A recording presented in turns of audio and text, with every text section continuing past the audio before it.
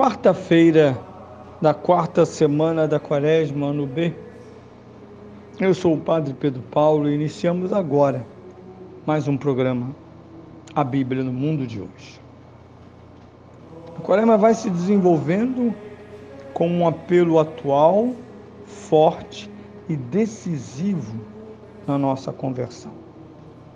Através das histórias do Antigo Testamento, da profecia judaica, nós temos o panorama daquilo que se chama perdição ou salvação. E tudo indica que Israel, segundo ouvimos na primeira leitura, ao multiplicar as suas infidelidades e ações abomináveis contra Deus e o seu templo, tornaram-se objeto da ira de Deus, que vem pela mão de Nabucodonosor. Não será a primeira vez, mesmo antes, nos tempos do rei Davi e de outros reis, Israel foi submetido ao castigo da sua infidelidade, perdendo batalhas, sendo derrotado. Os salmos dizem: a mão do Senhor não é mais a mesma. Sempre foi a mesma. Que não é sempre a mesma é a mentalidade e também o comportamento infiel de Israel. Por isso, quando nós ouvimos o Novo Testamento, dada a nossa natureza tendenciosa ao mal, São Paulo cunhará a expressão concupiscência, para dizer que mesmo perdoados do pecado original, tendemos a querer voltar ao pecado. E de fato pecamos. E portanto, na eterna paciência de Deus conosco, nesse sentido, ouçamos a segunda leitura do quarto domingo, que provém da carta aos Efésios, capítulo 2, versículos 4 a 10.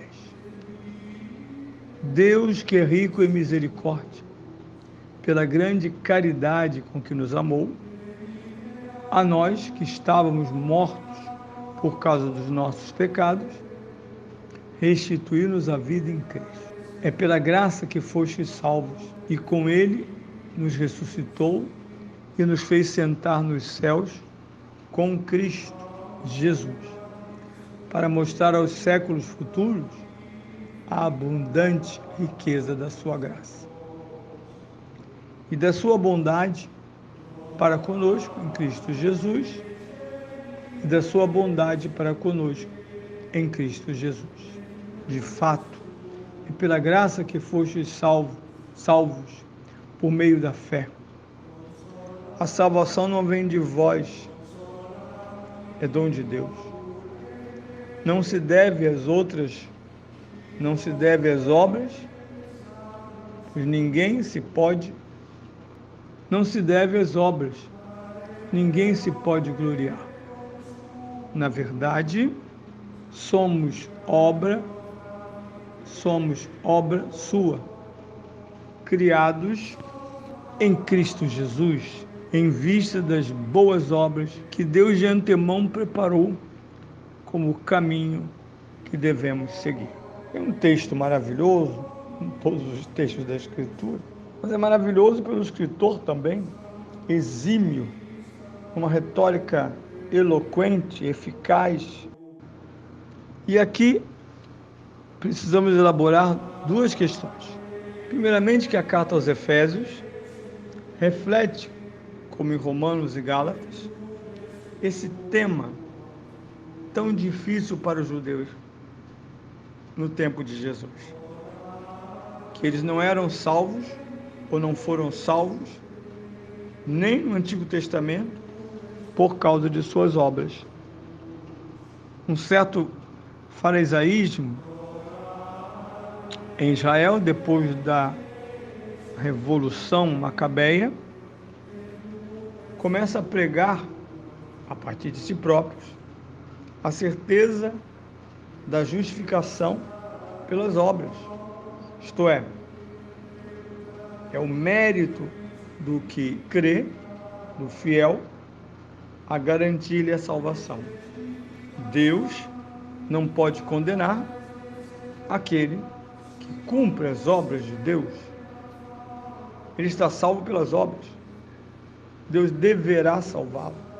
É contra isso que, no grande mérito da teologia de São Paulo, veremos desmentido.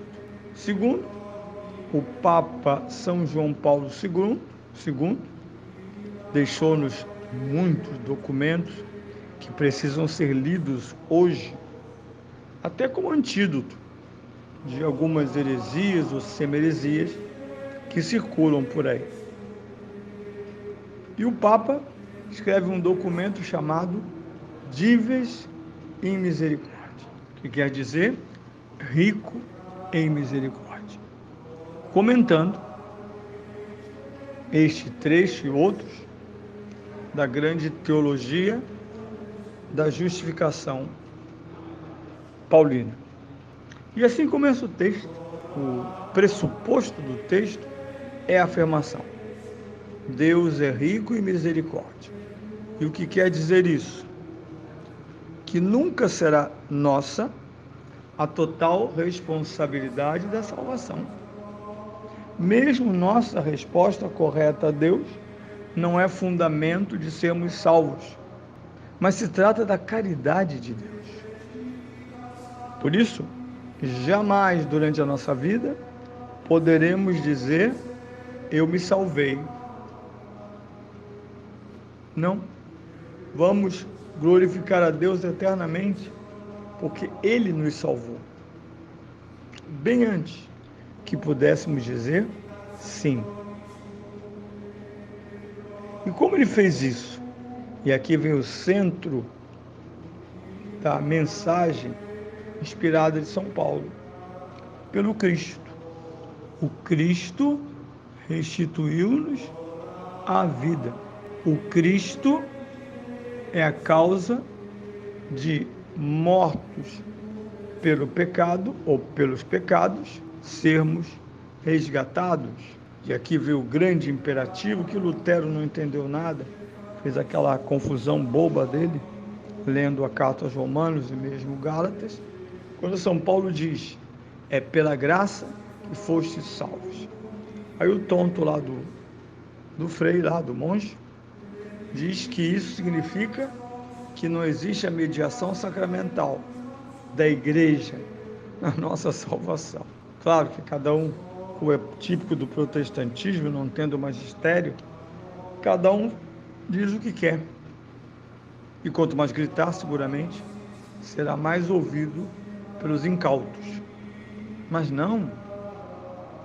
O Cristo ressuscitado é a única causa, pelo amor divino, pela sua rica misericórdia, pela redenção da humanidade. Por isso, na carta aos Filipenses, no famoso hino do capítulo 2, Deus, por isso, o sobreexaltou, de modo que toda língua e todo aquele que foi salvo dobre seus joelhos diante do Cristo, que é o Senhor. Ora, não só, e aqui veja um paralelo, ele diz no início: Deus é rico em misericórdia, e depois repete: a abundante riqueza da sua graça e da sua bondade é Cristo Jesus. Não estamos mais no registro da salvação judaica. Esta é a novidade que o cristianismo sabe, conhece, vive e comunica.